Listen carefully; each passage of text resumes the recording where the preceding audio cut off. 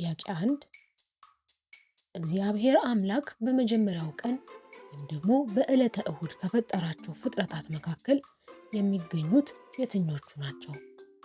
ሀ ፀሐይና ጨረቃ፣ ለ መላእክትና ብርሃን፣ ሐመሩሃ ወፎችና ዓሣዎች። ጥያቄ 2 በሁለተኛው የፍጥረት ቀን ወይም ደግሞ በዕለተ ሰኞ እግዚአብሔር ውሃውን ወደ ላይና ወደ ታች በመክፈል በመካከላቸው የፈጠረው ምንድን ነው? ሀ መሬት፣ ለ ጨለማ፣ ሐመሩሃ ጠፈር።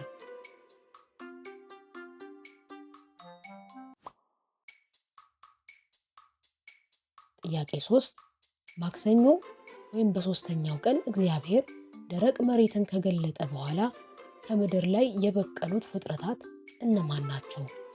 ሀ እንስሳትና አራዊት፣ ለ እጽዋት፣ አዝርዕትና አትክልት፣ ሐመሩሃ ወፎችና ንቦች።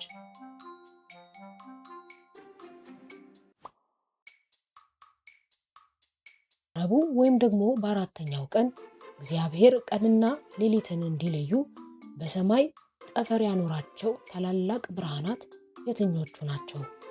ሀ መብረቅና ነጎድጓድ፣ ለ ፀሐይ፣ ጨረቃና ከዋክብት፣ ሐመሩሃ ደመናና ጭጋግ።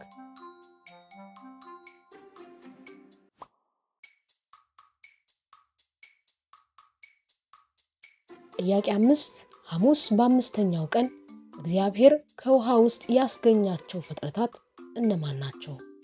ሀ አራዊትና እንስሳት፣ ለ ዓሣዎች፣ ሐመሩሃ እጽዋትና አትክልት።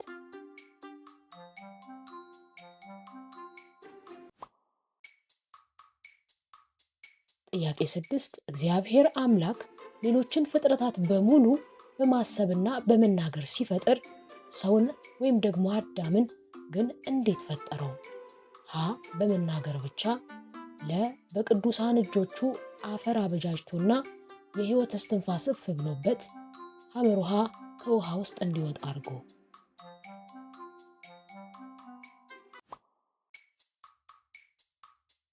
ጥያቄ 7 እግዚአብሔር ፍጥረታትን ከፈጠረ በኋላ በስንተኛው ቀን አረፈ? ሀ በአምስተኛው ቀን፣ ለ በስድስተኛው ቀን፣ ሐመሩሃ በሰባተኛው ቀን።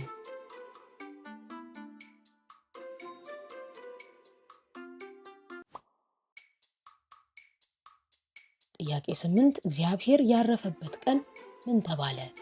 ሀ ሰንበት፣ ለ በዓል፣ ሐመሩሃ ጾም።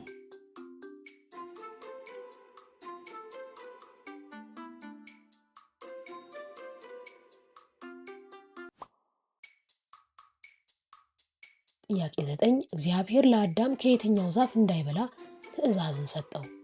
ሀ ከወይራ ዛፍ፣ ለ መልካምና ክፉን ከምታስታውቀው ዛፍ፣ ሐመሩሃ ከዘንባባ ዛፍ።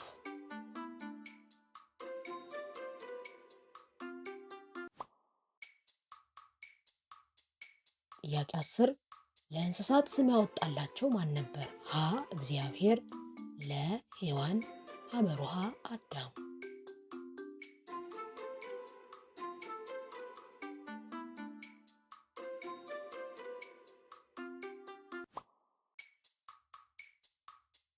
ጥያቄ 11 እግዚአብሔር ስለ አዳም ምን አየ?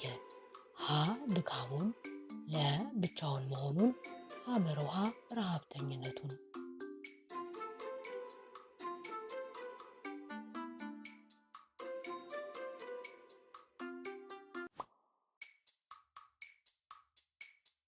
ጥያቄ 12 እግዚአብሔር ሔዋንን ከምን ፈጠራት?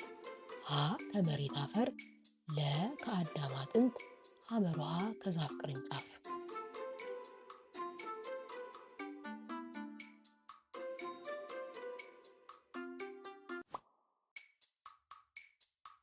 ጥያቄ 13 አዳም ሔዋንን ባያት ጊዜ ምን ተሰማው? ሀ ፈራ፣ ለ ደስ አለው፣ ሐመሩሃ አዘነ።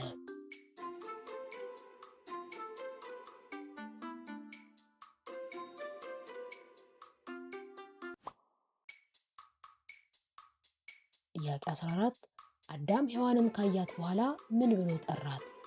ሀ እናት፣ ለ ሴት፣ ሐመሩሃ እህት።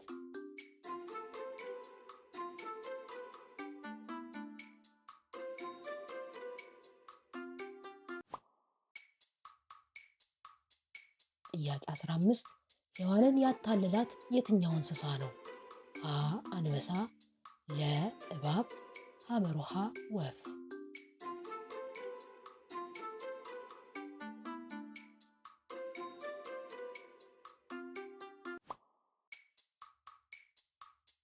ጥያቄ 16 በእባቡ ላይ አድሮ ለሔዋን ክፉ ምክር ያቀረበው ማን ነበር? ሀ ሰይጣን፣ ለ አንበሳ፣ ሐመሩሃ ጦጣ።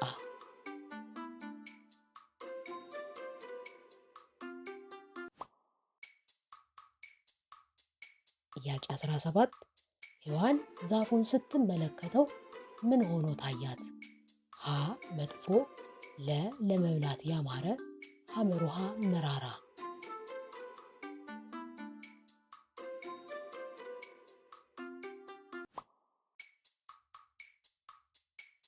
ጥያቄ 18 አዳምና ሔዋን ኃጢአት ከሰሩ በኋላ የት ተደበቁ?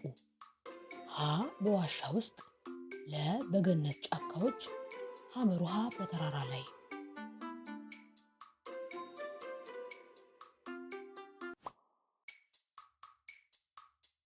ጥያቄ 19 እግዚአብሔር በገነት ውስጥ ማንን ተጣራ?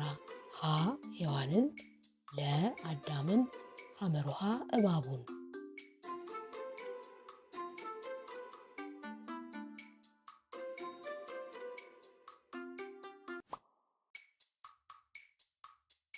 ጥያቄ 20 እግዚአብሔር ገነትን ለመጠበቅ ምን አስቀመጠ? ሀ ነብር፣ ለ የእሳት ሰይፍ የያዘ መልአክ፣ ሐመሩሃ አንበሳ።